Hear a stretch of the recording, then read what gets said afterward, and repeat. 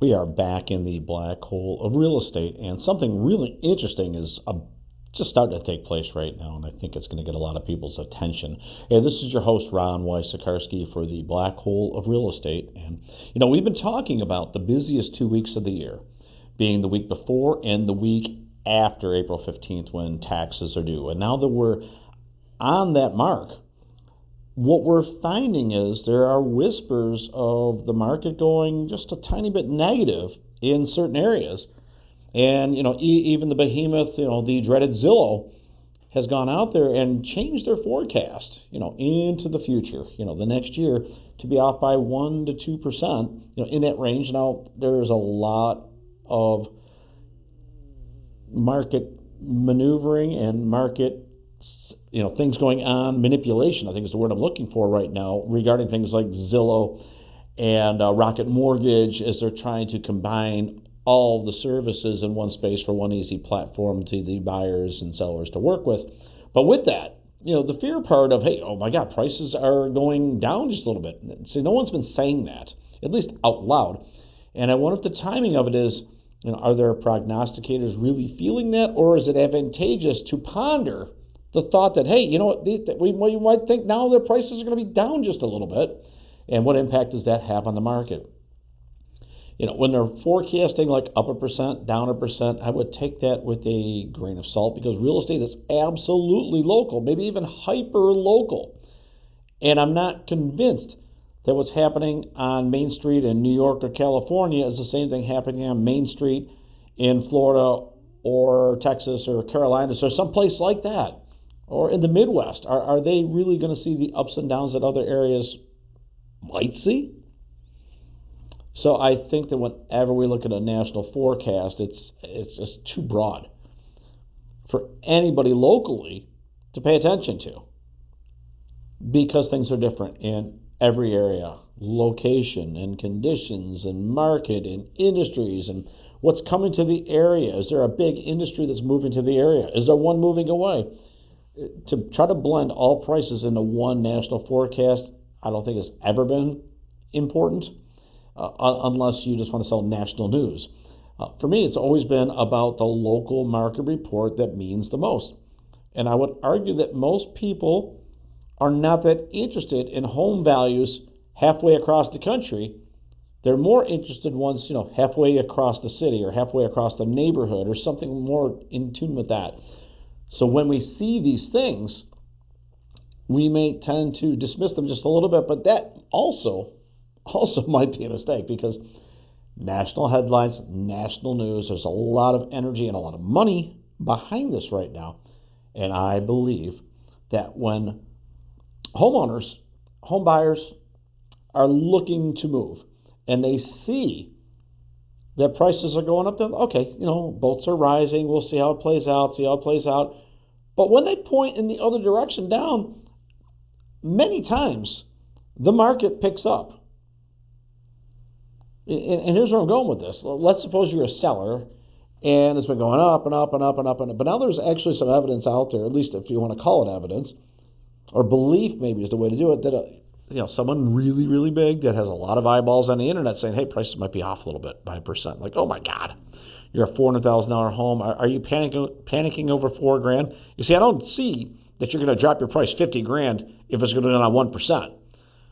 But you might want to be the next one to sell if prices are going down. There is some truth to that. If it truly is a down market, that every subsequent sale, if it continues to go down, could actually hurt a little bit more and a little bit more. So if you're the $400,000 house and you sold at $396,000, well, is the direction trending back upwards towards $400,000, or is it going a little further to the negative, or maybe it's another percent down? Well, all of a sudden now you're at $392,000 or $393,000, not quite the $400,000 you're hoping for, but now it's a further stretch to get there. And of course, if the buyers are seeing every month the price going down $1,000 or $2,000, they might think, well, okay, we're 3 months down the road, it's probably going down again, because that's, in their mind, the trend.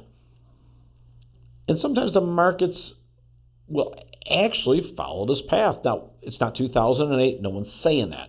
But when that happened, it seemed like Hey, my home at the time might have been worth 200. I couldn't possibly take 175, and then 6 months later, like, hey, I'll take that 175, except for that was no longer available, and it was lower. And that market cascaded downward at a very fast rate. And no one's forecasting that right now. So I don't know that we need to be in a space that we're panicking, the sky is falling, and prices are dropping rapidly. 1%, possibly 2%.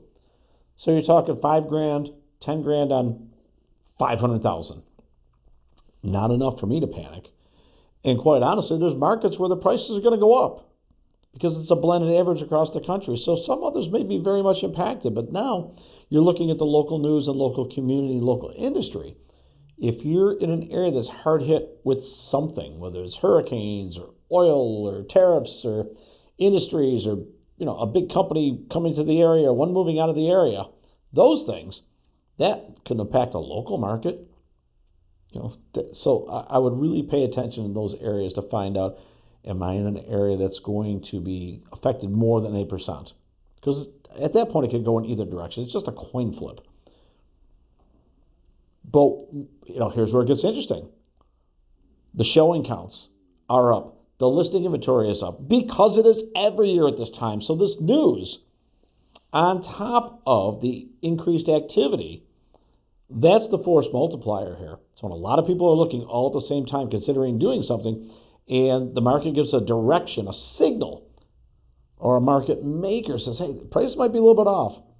And the interest rates aren't going down. So what's to combat that? Oh, maybe prices will come down. It becomes that self-fulfilling prophecy.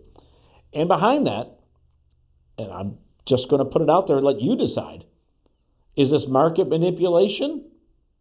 Is this market forecasting with a quarterly report in mind for some CEOs that want to have a good dividend?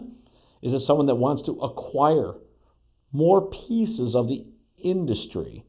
Zillow, they've bought up things like, Follow Boss and Dotloop, and there's some talk of restricting some services or changing the deal on those companies, and people are scattering to other solutions.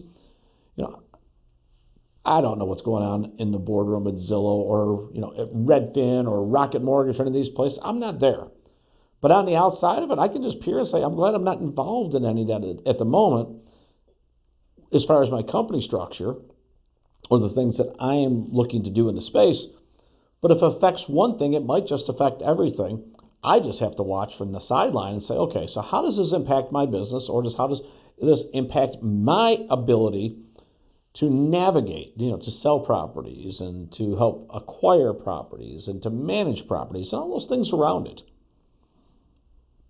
You see what these movements in the market make, whether you feel they're manipulations or not, they're movements and they're activities. And each one of them is going to have some sort of a consequence at some point somewhere down the road.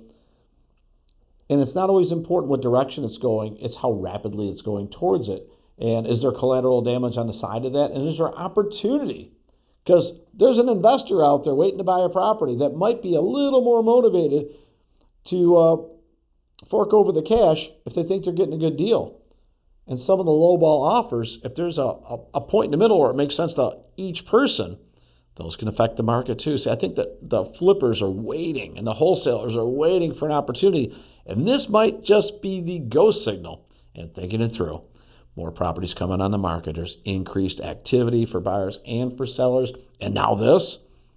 See, the market might just pick up in units right now because they were cratering from 5 million every year down to 3.5 million.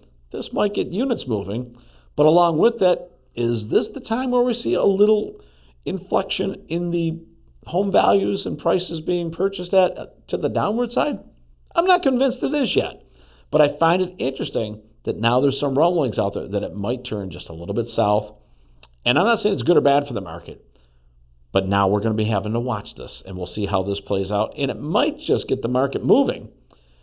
And who knows, if it gets moving again, maybe it's enough to overcome a slight dip and then a correction back north. We see it with the stock market. And for some people that did a panic sell over there, maybe there's some regret with that. I would just pay a lot of attention to it. If you're thinking of buying or selling right now, look for a trusted resource, study it, and then make the best decision possible.